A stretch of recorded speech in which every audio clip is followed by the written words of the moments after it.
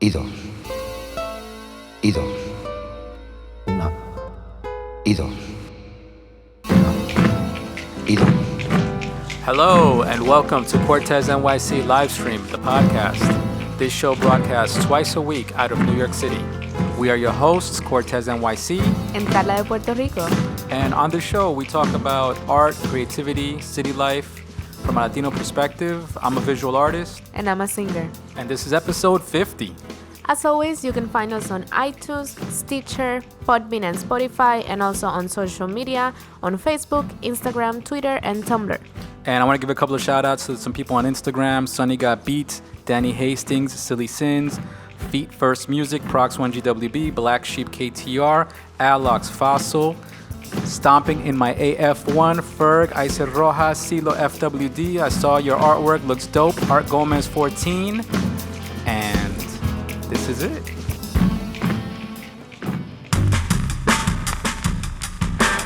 Yeah. Episode 50. We made it to 50, Carla. How do you feel? I feel old. 50, oh my God. So many years. You feel old? You feel old. No. I like it. Woohoo! It's kind of, I mean, we slacked a little bit. Yeah. There was a little time period there where we slacked a little, but I'm really impressed that we made it to 50. Yeah, that's The pretty plan, cool. the plan is 100. I know. That's the goal. The goal is let's get to 100. Yeah. And then we'll see what we do from there. All right. But So we're halfway through. halfway through. That's good. That's good. All right. So episode 50. This is a big chunky episode. We have a lot to talk about. Yeah. I decided to tackle. Both of us decided to tackle Picasso, right? Because we watched the series. Shout out the to show. Art by Smalls from Chico and the Grin podcast. He's been ranting and raving about the Picasso series for a long time, and it took me a while to get warmed up to it. Finally got around to watching it, and we decided we'll do a review. So we're going to do that in the second part of the show. Yeah. But to go along with that, I decided let me spend my art talk section on Cubism. I want to talk about Cubism. Did a quick little Wikipedia search just to get a few facts, and just kind of walk through some of the history of it, and then maybe we'll talk about what's our impressions of it. Yeah. I think the Picasso show it shows you something. It gives you a little bit. It doesn't give you the full impression of what Cubism is. So or how big the movement was. Exactly. So if you know about it from beforehand going to the show, then you have an idea. But if I guess we'll talk about that in the review. Talk. But I think that's where it kind of. I realized that when I said, well, I'm going to talk about Cubism, I realized, holy shit, I really don't know that much about it. And the show, I watched the series, and it didn't fill in so much. No, it left a lot for me to study still. Yeah. So these are my studies. Let's go. So I did a quick search, right? So Cubism. So here's some facts. Cubism is an early 20th century art movement. It brought European painting and sculpture historically forward to the 20th century. So Cubism is being accredited with bringing European art to the modern time, to the 20th century modern art. Yeah. The term is broadly used in association with a wide variety of art produced in Paris during the 1910s and throughout the 1920s. So we're talking about early 1900s. Yeah. They're saying all the way up to 20s, right? I would say that's before, what is it, the World War II, I think? Yeah. Around that time. Yeah.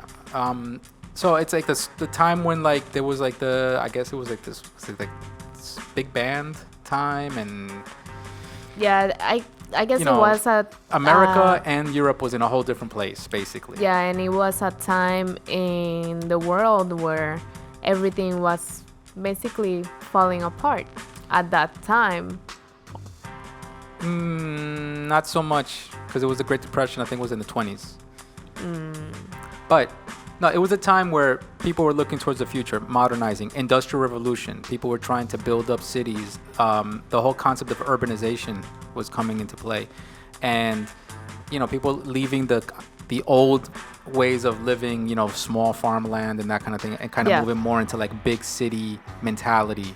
And I think science and modernization was happening. I mean, at the time, there was a lot of innovations that made life feel like it was moving faster. Yeah. And I think because of that, that's why Cubism and this art movements were beginning to like challenge people and break the rules from being just decoration or representational art to being something more about what's the thought behind it. Right? That makes sense. The movement was pioneered. So back to Cubism. The movement was pioneered by Pablo Picasso, Georges Braque, Jean Metzinger, Albert Gleeses, Robert Delaunay, Henry Lafayette, a whole bunch of names here, Fernand Léger. So these people are some of the artists that were part of the movement, but obviously Pablo Picasso was the most famous at the end of the day. One primary influence that led to Cubism was the representation of three-dimensional form in the late works of Paul Cézanne. So Paul Cézanne was kind of like the inspiration for Cubism, is the way that they're crediting him. Okay. The impact of Cubism was far-reaching and wide-ranging. In other countries, Futurism and suprematism, Dadaism, Constructivism, Vestigial, and Art Deco developed in response to Cubism. So Cubism started a movement, and then after Cubism, all these other movements kind of took charge as a response to Cubism. Because in art, when you say something, somebody's going to respond with something, right? Yeah, exactly. You think that you invented and reinvented something and that you're the best, and then you fade away. And then so other common threads between these different movements is include the faceting or simplification of geometric forms and the association of mechanization and modern life. So the idea industrial and mechanizing and modern living and all that kind of mentality is what they were trying to infuse into the art form. Exactly. Making pieces that look almost like machinery. Well, that machinery is part of life. There's a mechanism to life, right? Our living is a modern living that is not just physically machines, but that is mechanized, is organized and structured and all that, versus a life that is maybe spiritual in the old paintings, and or maybe like natural landscapes and all that. And so in Cubist artwork, objects are analyzed, broken up, and reassembled in an abstracted form. Instead of depicting objects from a single viewpoint, the artist depicts the subject from multiple viewpoints to represent the subject in a greater context. So this goes back to our conversation in the last 2 episodes of depth and yes. 3D. Yeah. To say that they were looking at the object not only from one point of view, but different point of views, and looking at geometric forms in order to show different aspects of the style and of the subject, because that's the other thing that people latch on to, the idea that Cubism is that I take you and I make a cartoon of you and I turn you into a bunch of boxes, or that I put one eyeball here and one eyeball there. But Cubism is more than just, it might have had elements of that, but it's more than just that. It's also looking at the subject matter from different perspectives, looking at the person when they're happy and sad at the same time, or looking at the person when they're old and young at the same time. So all these things happening at the same time in one drawing. That was a concept that wasn't done before. Before, you would just draw one concept, one thing, what you're seeing, and that's it. Cubism was trying to tell you that the way that we live in a modern living, modern philosophy, modern psychology, everything was modern, and therefore they wanted to show it in their artwork, and they wanted to show how in these modern times we're more than one thing. Right. Yeah. We're not just one thing, we're a lot of things at once. And in that aspect, kudos for Cubism. Amazing, right? Like, great. Right. We needed it, right? Exactly. If we didn't have that, we wouldn't be where we are today, where we're so free to express ourselves. Yeah.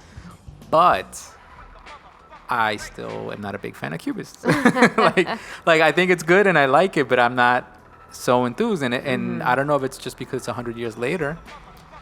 or now more than 100 years later. I don't know if it's just that, or is it because it just, I don't have that same ideology. I'm not sure. So continuing with the little bit of history, and then we'll talk about it more. But so there's different categories of Cubism I didn't realize. So 1907 to 1908 is where it was kind of beginning to happen. And 1907 to 1908 is called Proto-Cubism. So it's the beginning, the Proto-Cubism. Then 1909 to 1914 is called High Cubism. So the difference between what they call High Cubism, which happened a decade after, is obviously people now understand the concept. Right. So High Cubism, there was a distinct difference between Kahnweiler's, I'm going to mess up all these names, but a distinct difference between Kahnweiler's Cubists and the Salon Cubists. So Kahnweiler, I think, was a collector or somebody that was a patron of the early Cubists, and I think they show him. They show it in the show, yeah. Yeah. So this patron of the early Cubists kind of created a safe place for these early Cubists to develop this concept and this idea, right? And they displayed it in their circles of art collectors. Later on, in what they call High Cubism, is when they started showing it in salons out to the public, to a bigger audience, and they started to have different Cubists come about that were showing the work, the concept in a broader scale. And the style changed a little bit because of that. Yeah. So here it says there was a distinct difference between Kahnweiler's Cubists and the Salon Cubists. Prior to 1914, Picasso, Braque, Gris, and Leger, to a lesser extent, gained the support of a single committed art dealer in Paris, Daniel Kahnweiler, who guaranteed them an annual income for the exclusive right to buy their works. So he patroned them. He paid them.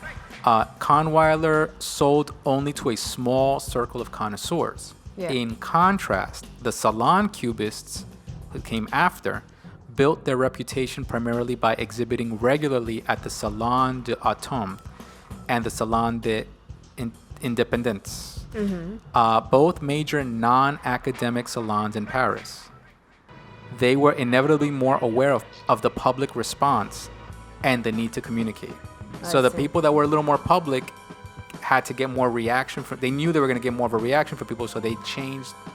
They adjusted their ways of painting and exhibiting, knowing that they were going to get a backlash or a response, whether they wanted it or not. The first public controversy generated by Cubism resulted from a salon showing at the Independent during the spring of 1911. This showing by Metzinger, Gleizes, Delaunay, some other dude, and Leger brought Cubism to the attention of the general public for the first time.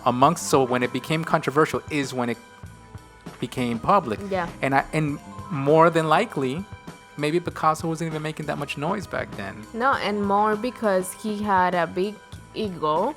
Right. That I'm guessing that if he was in that space, he was not going to be able to just get the criticism and continue doing his work. I think he was going to go after them and say, who are you to say that my work is not good or not? Exactly. So I think in this situation, Cubism probably got exposed by events that happened outside of Picasso's circle. Yeah. And then he kind of like chimed in and continued it with the energy. Exactly.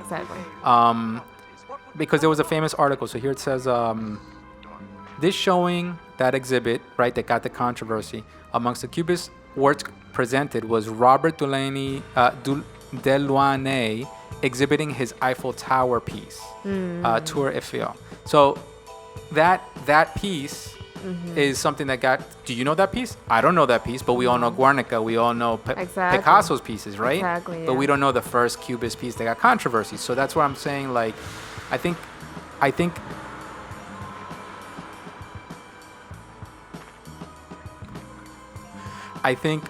it's easy to see that, back then it's the same as now.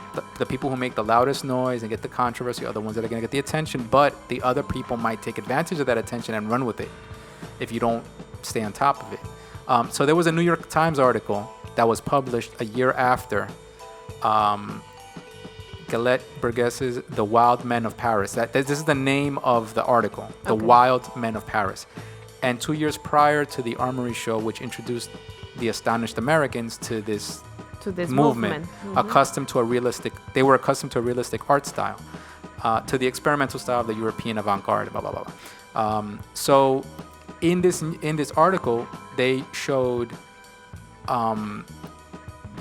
pieces of Cubist art. Yeah. And they say the most extreme forms of Cubism were not those practiced by Picasso and Braque, who resisted total abstraction. Other Cubists, by contrast, especially this guy Kupka, and those considered orphists,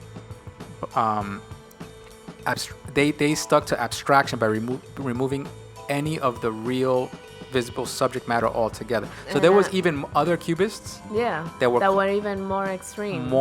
In terms of being more abstract, which I'm sure people at that time were like, oh my God, what are you doing? Because we're used to seeing beautiful pieces where you can really recognize what is on the picture, and now you're trying to just mix up everything. Yeah. And just not even tell us what's in it. What is exactly. And so this movement, the extreme, what they consider the extreme form of Cubism, called orphists. That's ORPHISTS, orphists.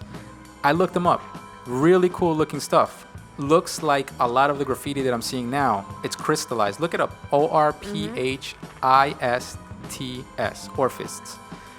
Looks like crystallized. It reminds me of what we see the homeboy C. Yeah. Not CTF. C1. Yeah. C1. What With you see the C1 do with the little- shards, yeah. his shards of, it looks a lot like that. It's Yeah. like the little shards, little crystallized things. And that, 100 years ago, must have been like, what the hell are you doing? If nowadays people still would look at it and be like, what are you doing? You know what I mean? But that was interesting. That was an interesting thing to learn about. So later on, continue with the timeline. 1914, 1921 is considered late Cubism. And then there's another thing called crystal Cubism, talking about crystal stuff, right? Yeah. Crystal Cubism is 1914, 1918. So in the 1920s, let's say cutoff point is 1920s. Yeah. So they say that there was a significant modification of Cubism between 1914 and 1916 that was signaled by a shift towards a strong emphasis on large overlapping geometric planes and flat surface activity. So a lot more about design and flat shapes than like the rough stuff of early Cubism that was almost like a portrait deconstructed. They started turning it more into like the flat geometric shapes. and more 2D drawing, Linear. two-dimensional drawing. Yeah, more linear, exactly. This grouping of styles of painting and sculpture, especially significant between the 1917 and 1920s, was practiced by several artists, particularly those under contract with the art dealer and collector Leonce Rosenberg. The tightening of the compositions, the clarity and sense of order reflected of these works led to its being referred to by the critic Maurice Reynaud as crystal Cubism.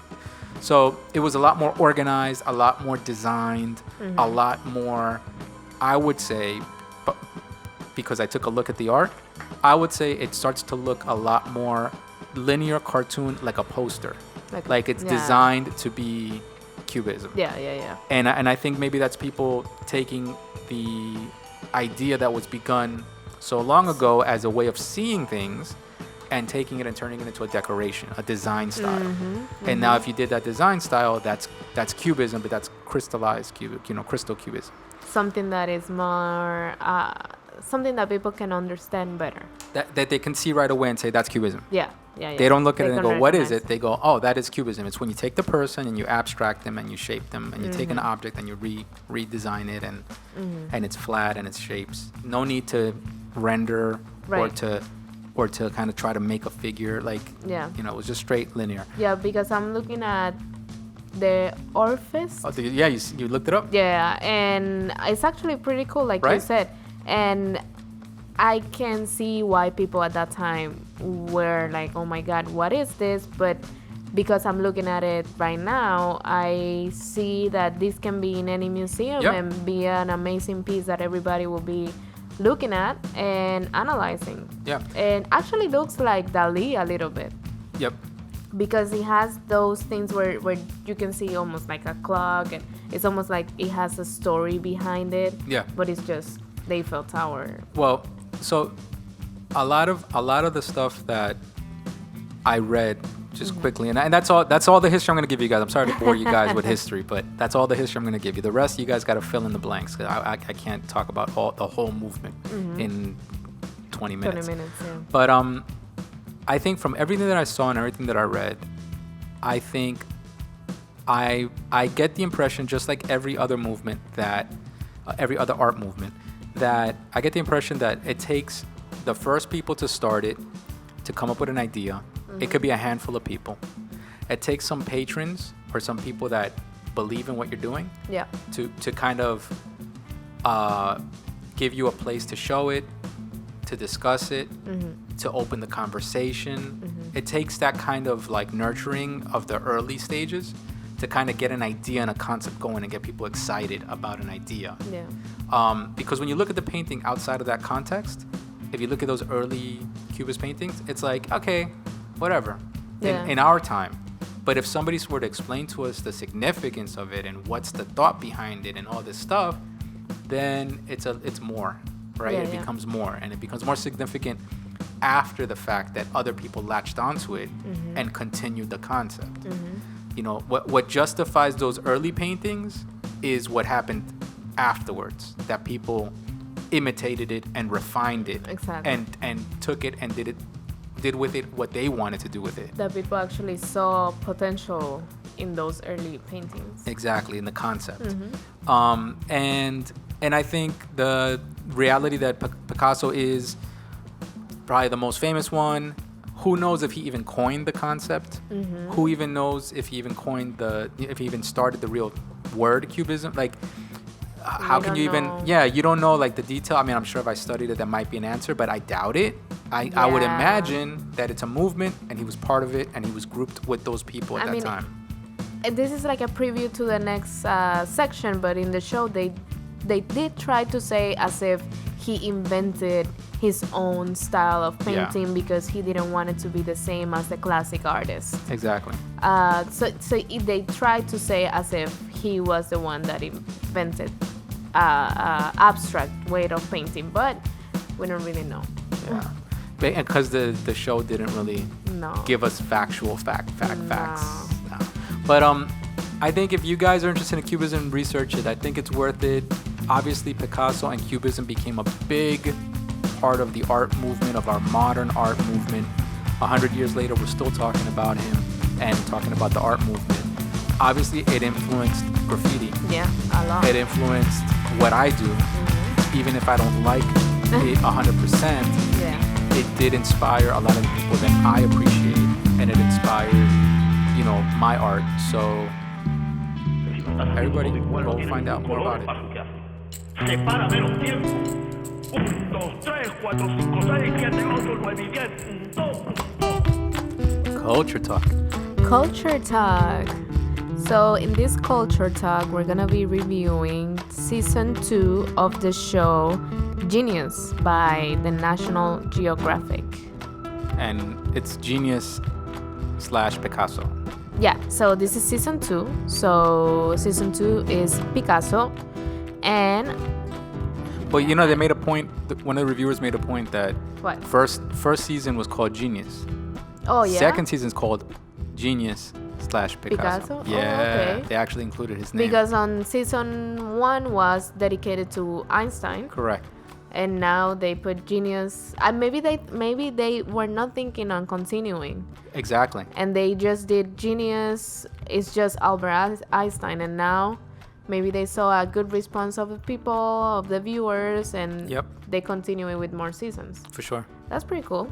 So, what is Genius? Genius is an anthology period drama television series developed by Noah Pink and Kenneth Biller that premiered on April 25, 2017 on National Geographic. Okay. They describe it as a docu-drama, at least online. It says that it's a docu-drama, so documentary and drama. Yeah. Right now has the 2 seasons that we just talked about, Albert Einstein and Picasso. And it basically explores the life of geniuses by showing their personal experience of growth and the challenges that they had to obtain their success. Right. At least for Picasso, it was nominated to the Emmy Awards in 2018 as an outstanding cinematography, outstanding sound mixing, outstanding limited series, and outstanding lead actor for Antonio Banderas. Oh, wow. So it got a lot of recognition. And for this season, what they did is they were running 2 parallel stories of Picasso through the episodes. It was Picasso in his early 20s, which was played by Alex Rich, and it depicted a passionate artist finding his vision. And then on the second story was framed around the Nazi occupation of Paris.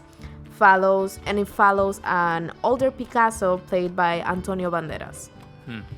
So now I guess we can get into the review of the show. Yeah. Of this season of Genius. Yeah. So it was 10 episodes. It was 10 episodes, yeah. And so I think I would say all spoilers. Yeah. So anybody who's curious about the show, we're going to tell you everything. We're not going to hide anything because it's basically his life. Exactly. It's nothing to hide. There's nothing to hide. If you read a book, you'll get the same information. If you could look at his Wikipedia, you're going to get the same information. It's just basically his life. But in a drama. In a drama. Telenovela. In a telenovela, exactly. And I think that goes into play where... So a lot of people were talking about, people were telling me, not just John Smalls, even though he was one of the big people that was constantly telling me that it was a good show, but other people were talking about the show. And I think I wasn't sure if it was more of a documentary or more of a drama. I think at the end of the day, it is more of a novela. It's more of a drama. Yeah. Some of the things that I felt were left out were, I thought I was going to see more about his art. Right. I thought they were going to attempt to explain Cubism to me. Yeah. Or attempt to explain the significance behind his art that I would understand it. Mm-hmm. Like, I thought they were going to take the time to make me understand it. Like, make me understand why is his art important. Yeah. And I don't think they did. I think over the 10 episodes, specifically about his art, they just kind of told me it was good. You got like maybe 15% that talk about his art, and everything else was his personal life and how his personal life inspired his art. Correct. But it didn't. But it didn't inspire me to like his art. Yeah. You know what I mean? You either like his art already or forget about it. Exactly. Because they didn't try to convince you that his art was great. Yeah. They didn't how can I put it?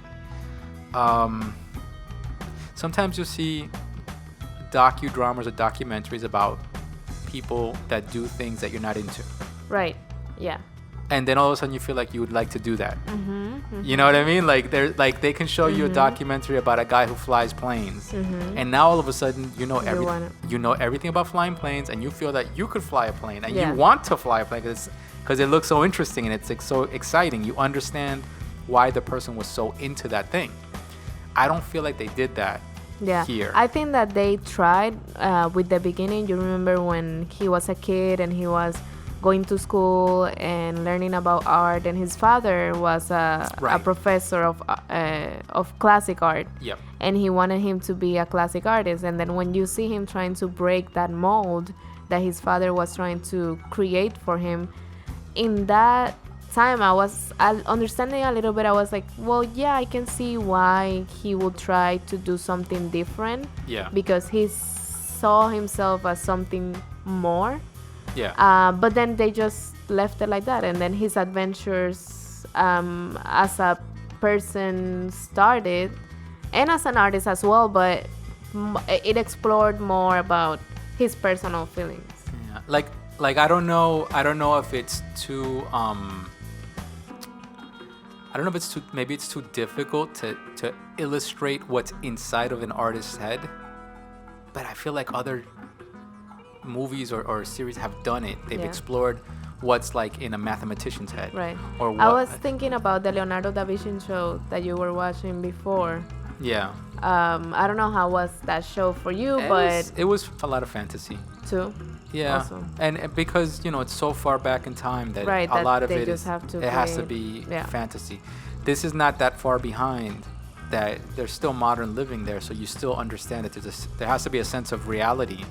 You can't just be so fantasy. So, yeah, I don't know. Shit, I don't know how to explain it, but there's just something. There was something missing there, in his art, right? Yeah. But talking about the series in general, okay, talking about as a series, as a TV show, I would say it's entertaining and it's a good soap opera. Like there's plenty of stuff to talk about because they picked Picasso. Picasso had a whole bunch of lovers and two wives and So he had his first love was Fernande Olivier. Then his first wife was Olga Koklova. Yeah. Then he went to Marie Therese. Then he met Dora. Then he met Francois. And then he married again the last wife and the last lover he had, which was Jacqueline. Yeah. And all of them, majority of them, were younger than him for a lot. So almost all, when you see the show, all his lovers are younger. Yeah, I mean, and obviously that's good for soap operas and novelas, like to Yeah, have a because- character like that because it gives you plenty to talk about. There's a lot of gossipy.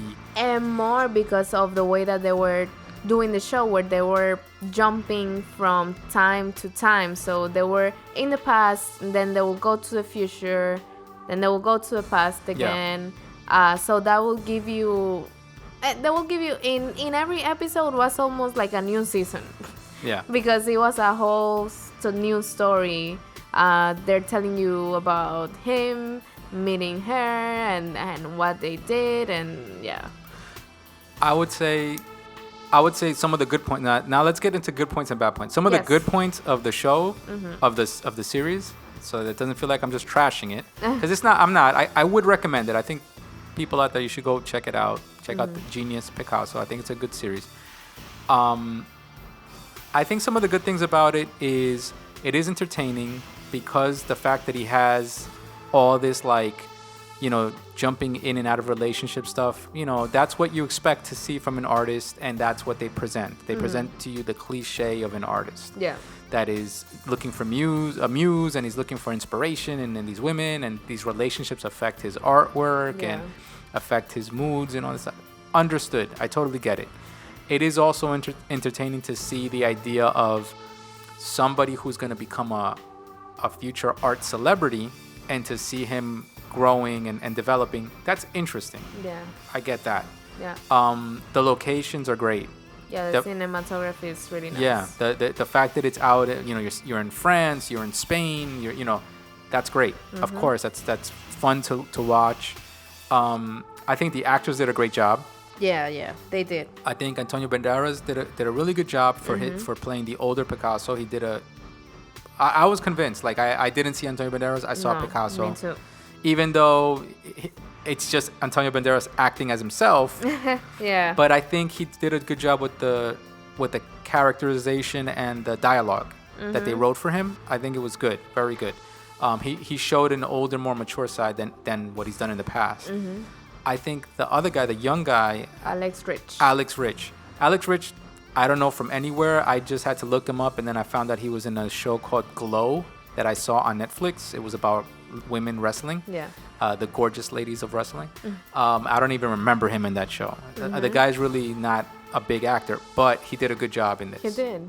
I think I was convinced when I saw it, and I really thought that he was the perfect actor to portray him.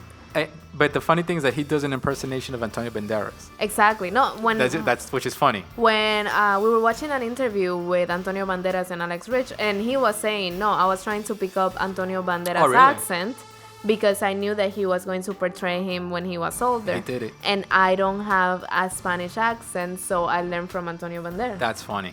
So basically, he was imitating Antonio Banderas with Picasso's life. Yeah. That's Yeah. good. No, they pulled that off well. Yeah. I think that the younger Picasso, the scenes with him and the stories with him. I think those were stronger. Like I agree. I think more emotional. Stronger. Yeah, they had more impact, and the relationships were more turbulent when he was younger. But it had more meaning. Yeah. It felt like it had more meaning when he was younger than when he was older.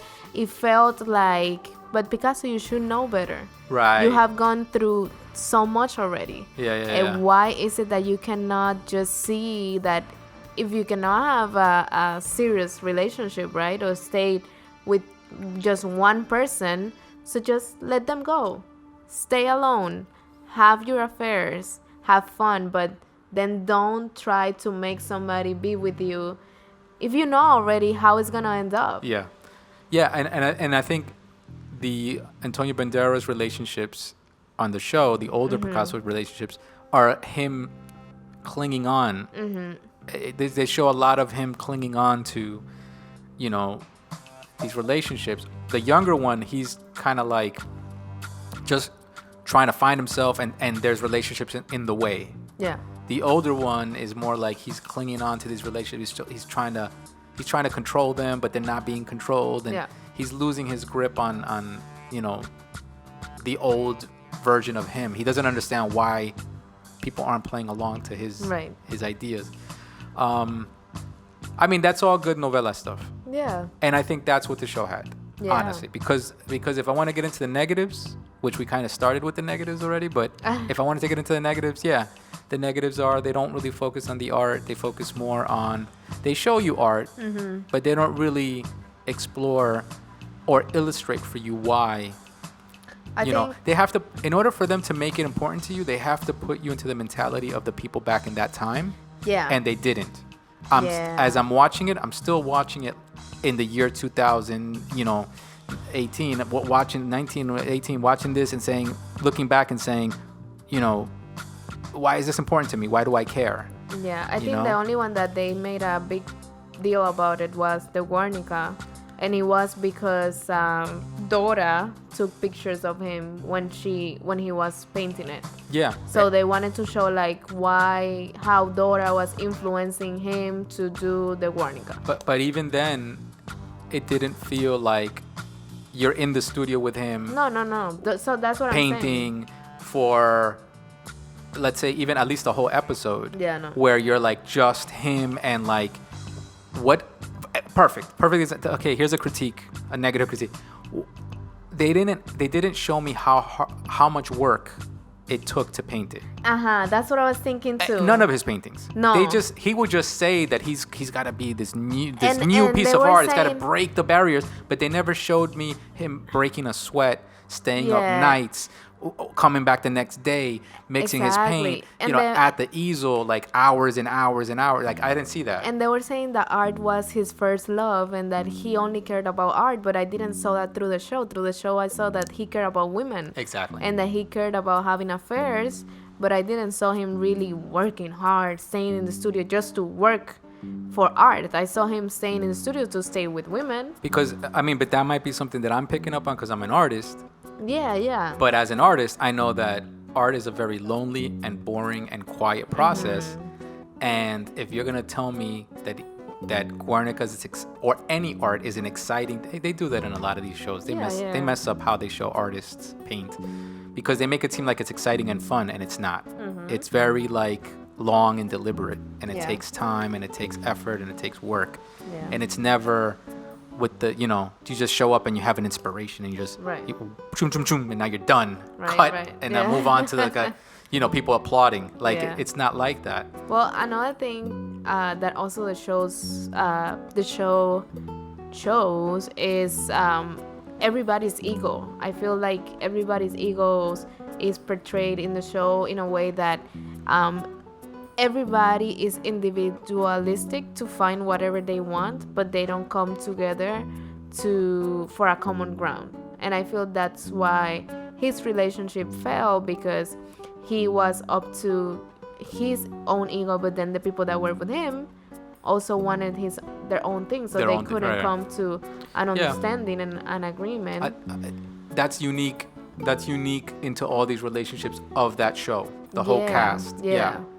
Because you see that how everybody's looking out for their own ideas and interests. Like Francois being with him, but then being her own self and saying, I'm not gonna be with you because you're not really supporting me in what I want to do, so I have to go and continue.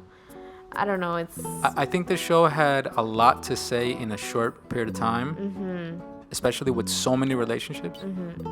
Usually a show, a miniseries that has 10 episodes will handle maybe 1 or 2 relationships for characters. See, they won't like 10 relationships. Yeah, they wouldn't handle it this way. No. And I think it was very ambitious to try to do all of these relationships in one little show. On top of that, they tiptoed or kind of like went over out of all these lovers who he had kids with. They kind of glossed over these kids. Yeah, exactly. And the impact on his actual legacy. Exactly. How these kids and the women fighting over the estate, what they inherited, because he left behind kids, and some kids that weren't. He was never married to the parents, to the mother, and so the kids, the who was I think it was Francois. Was it Francois? Yeah, it was Francois. That's the mother of Paloma and Claude. That she ended up fighting with Jacqueline at the end of it, after his death, about claiming, estate for the kids. For the kids, yeah. Where the last wife didn't have any kids with him. Exactly. And there was an estate dispute. The other person, the Russian woman, the Russian ballerina, she had a son with him. Olga. Marie Theresa had a daughter, Maya. Yeah. They kind of glossed over it. They showed it, but you didn't get what's the impact and what's and what's their story, and like I think those elements to introduce them into one show was a lot. It's true. And go check it out, guys. Right? Street reality. Hablando español, Carla. Yes. Okay, so let's start with Yes. Cubism. Yeah. Fail in the first one. Cubism. Cubism is Cubismo, I guess. Yes. Yeah? Is it said like that? Cubismo? Yes. Did you ever say Cubism back in the day in Puerto Rico when you were back on the island? I've heard about Cubismo? it as the art movement. I've heard ¿Y se about dice Cubismo, or did they say it in English? No, Cubismo. Cubismo, okay. How much of Picasso did you learn? Not a lot, really. I think it was more about the I've heard the name. Right. Like I knew there was an artist out there. And about the Guernica or something like that, but nothing in detail, no. Okay. All right, let's keep going. Come on. Okay. How do you say anthology? Anthology, Antología? Yes. Antología. Antología. Anthology. Yes. You're not gonna make me slip. How do you say documentary? Documentary is. I think we did this one, and Yes, I we got it did. wrong last time. So let's see if you know. Let's see if I learned already. Sí. Cabeza y duro. Documental. Sí. Was it? Sí. Okay. You got it. All right. How do you say paintings? Paintings. Pinturas. Yeah. Or cuadros. Yes. How do you say decade? What? How do you say decade? Decade. Decado? Década. Década? Década. Década. Yes. Decade is década? Yes. Una década. Una década. Okay. And the last one I have is, how do you say timeless? Timeless. Sin tiempo. Actually, they on Is it sin tiempo? Google Translate, Yeah, it just timeless. says sin tiempo, but there's another word for it. They say sin tiempo for timeless? Yeah, That's- Google Translate. Yeah, I don't know about that one. All right, It's not really. So what do you say for timeless? Eterno, also. Eternal. Yeah, It's timeless. Yeah. Eterno.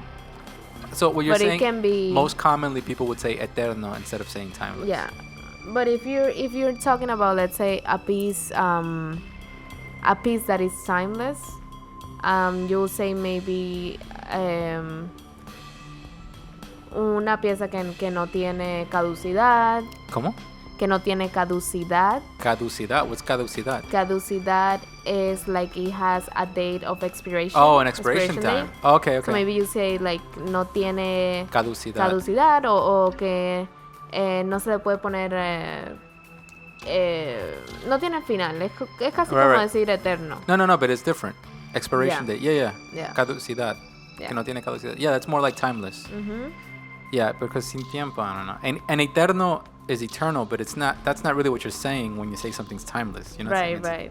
it's You try to say that that thing Is has some characteristics that makes it that can last forever. But no, not forever. You're saying that it has outlasted its time. yeah. Like we're not saying this is gonna last forever until even when we're gone. But that That it's up to this point, yeah. up to the time that we're talking about it now, it's timeless. So what words do you have? Just a couple of words. One word is because we were talking about Picasso and he had so many lovers. How do you say lover in español? Amante. Amante. Yeah. I think we covered this one time. There's amante for lover, but then how about mistress? Because he had mistresses, is what he had. Amantes. Nah, but we had a Bueno, hay el término vulgar. mistress. Amante. Querida. Querida is a mistress. In some places they say la querida for the mistress. Really? Yeah, but it's la amante. Hmm. La amante usually Yeah. is the word used for mistress, yeah. Okay. But it's also for lover. Fine. What about he was, painting until his old age, right? He never retired. How do you say retirement? Retiro. Retiro? Just like that, just retiro? All right. So then, and then the last one, he was very stubborn. How do you say stubborn? Cabeciduro. No, come on. Well, we say terco. Sí. O terco, sí. Terco, right? Okay, so terco. Picasso was era bien terco. Bien. Very stubborn.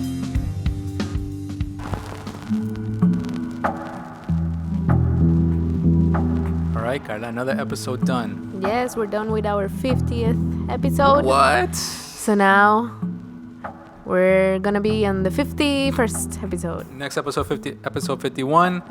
We're gonna be doing a Halloween special episode. Yes. We're gonna talk about what? We're gonna talk about horror movies in Spanish language and other foreign countries. And or I'm foreign gonna, language. I'm gonna give you guys a little list of some of my favorite horror artists that specialize in horror. All right, see you guys then.